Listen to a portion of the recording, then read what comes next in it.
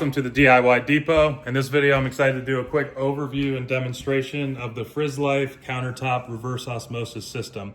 So let's go ahead and jump right into it. Now, before I go into anything with this product itself, obviously you're watching this video because you're trying to make a decision whether or not it's worth it for you to invest in this system yourself, because it is an investment. It's not a cheap system. So I want to show you exactly why I decided to get this system, and you might be shocked with some of the data that I found. So I found this website called tapwaterdata.com that basically pulls in water quality tests from all the cities across the United States, and you're able to easily see if there's any contaminants in the water supply that your family is using on a daily basis. So if you want to check out the water quality in your area, just go to this website, tapwaterdata.com, type in the city that's closest to where you live. I'm in Northeast Ohio, so I'm going to use Cleveland. And whenever I looked at the water quality report here, I found there were 4 contaminants in this water supply that I've been using that exceeds the safety limits as recommended by the EPA. So that started to get me concerned a little bit. So I decided to look up these different contaminants on ChatGPT to figure out what exactly they were. And one of them, Cryptosporidium, is actually a parasite that they found in the drinking water supply, can cause all these different issues. And then there was this, won't try to say it correctly, but bromodichloromethane, which is a chemical byproduct as a part of the water disinfection. And if you're exposed to that over long periods of time, it's actually been identified as a cancer or a carcinogen. And then dichloroacetate acid, another chemical byproduct that was detected in that. And over long term, again, can cause serious issues with your liver and your nervous system. So some pretty serious stuff that really you don't want to mess around with. So you might be thinking to yourself, well, my family doesn't actually drink water out of the sink anyway, so what's it matter? But I actually got curious and bought this little TDS tester. So it tests the total dissolved solids that are in your drinking supply. And I did a quick test on my tap water, and then also the water that's coming out of my fridge that is allegedly being filtered. So I want to show you quickly those results as well. I want to show you this live just so you know exactly what the actual results are and that I'm not doctoring anything. So I'm just going to pour a little bit of tap water out of here. Take my tester and I'll drop that in the water. And it's showing about 287 or 300 parts per million of dissolved solids that are in there. Now, I don't know what they are. Maybe it's good dissolved solids. Maybe it's chemicals like we just saw on tapwaterdata.com. But anyways, the tap water was about 300. Now we'll get some water from the fridge, which is going through a newly replaced filter that I just replaced maybe a month or so ago. So it definitely should still be good. And this one is still testing about 160 or 170 parts per million. So just for that single stage filter that's in there, which is not reverse osmosis, obviously is not getting all of the contaminants out of the water. So don't rely on your fridge filter alone to be strong enough to protect your water supply. I'll go ahead and test this again whenever we get the system set up with the reverse osmosis filter, but let's go ahead and start pulling this out of the box.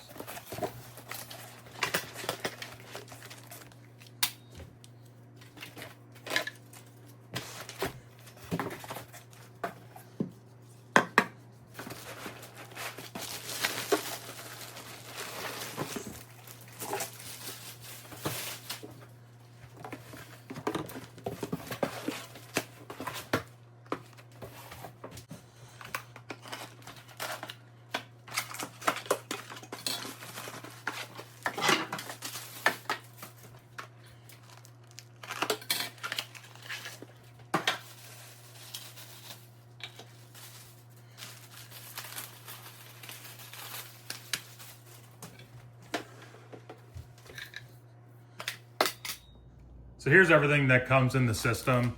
You've got obviously the instruction manual to make sure you have everything you need to get the system set up. You've got your main reverse osmosis filter right here, which you can kind of see some of the information. We were just talking about parasites in the water supply, so I'm happy to see that on there. So it's filtering impurities down to 1/10,000th of a micron, which I can't even imagine how small that is, but it's infinitesimally small.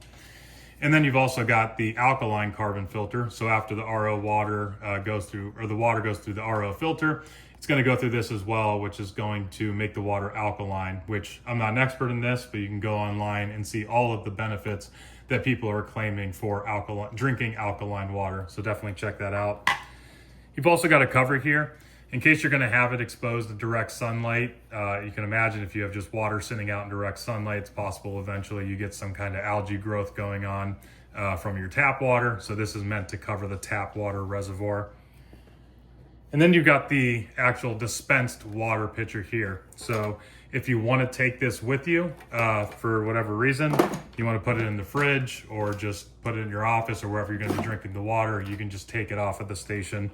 But of course, you'll be able to dispense water directly here on the unit. And this is just the catch basin for any water that spills over. So to get this set up for first use, the first thing we're going to need to do is to install the 2 filters.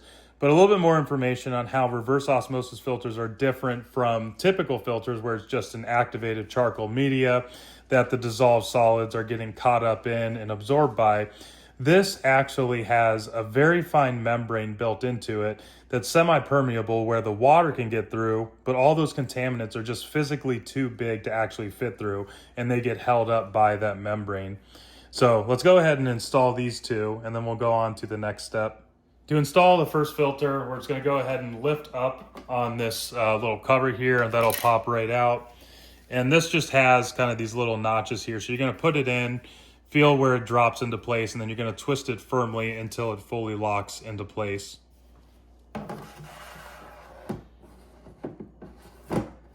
Okay, I'm going to twist it. Keep twisting that until it fully locks into place, and then we'll do that alkaline carbon fiber filter as well.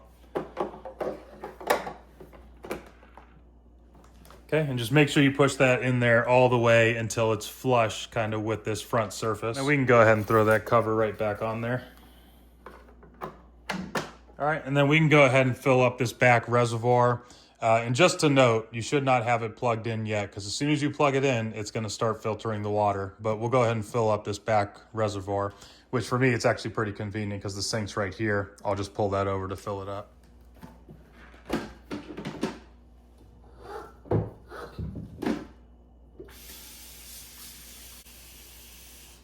All right, now we can go ahead and plug that in and it'll start filtering the water right away.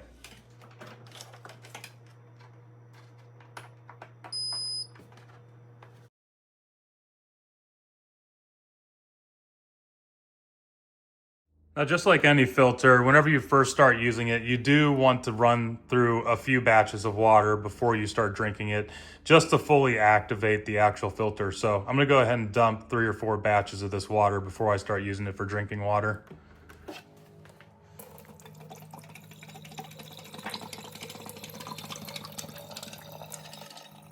Put that back on there, let it do another batch. And while it's doing that batch, just to help you understand the different icons that are on here. So right here, it's telling you that reverse osmosis filter, the FCR filter, that status will change whenever it's time to replace that filter. You've got that SC filter, or the one that's adding the alkalinity to it. You've got right here an icon letting you know whenever it's actively filtering water. This tells you here, if the pitcher was not seated all the way, this is going to be flashing to let you know that's not seated properly. This tells you the parts per million of any contaminants or any dissolved solids that are in there. They're not necessarily contaminants. It could be minerals that are desirable, but we'll check that again whenever we dispense a few batches here and the filter is fully up to speed. And then you've also got predefined sets of water or sizes of water that you can go ahead and dispense. But we'll drop a couple more of these and then we'll check that parts per million with what they're telling us on screen there. And then we'll also use my third-party tester there to see if those line up. And the last icon there I want to call attention to is this change filter water icon that's right there. So that is talking about the feed tank in the back, because there's some amount of water that's not going to be usable because it has all the contaminants in it. So it's telling you to dump that out and fill it up with fresh tap water. So we'll do that now.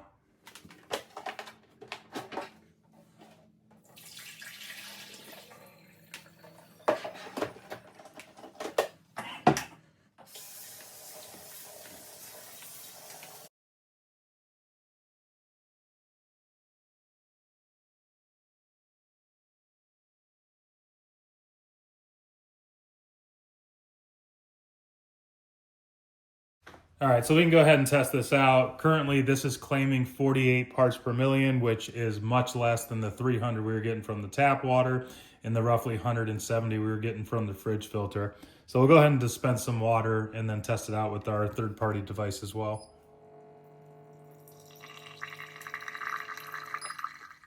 Okay. Drop that in there. So this is actually claiming even lower than the rating that they were giving.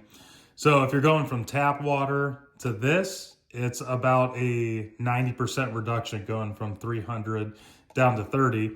And then even from the fridge filter going from 170 down to 30 or so. But even if you take their rating, a very significant improvement. That's pretty much all there is to it though. If you are interested in learning about this a little bit more and doing some research for yourself, I will put the link in the video and also in the description below. But from my perspective, if you're looking for something that's reverse osmosis water, you don't want to have to do any plumbing and you just want something that's very convenient, plug and play, this is definitely the unit for you. Thank you for hanging on till the end there though. If you got value from this video, I appreciate a thumbs up. Otherwise, we'll see you here in the next one.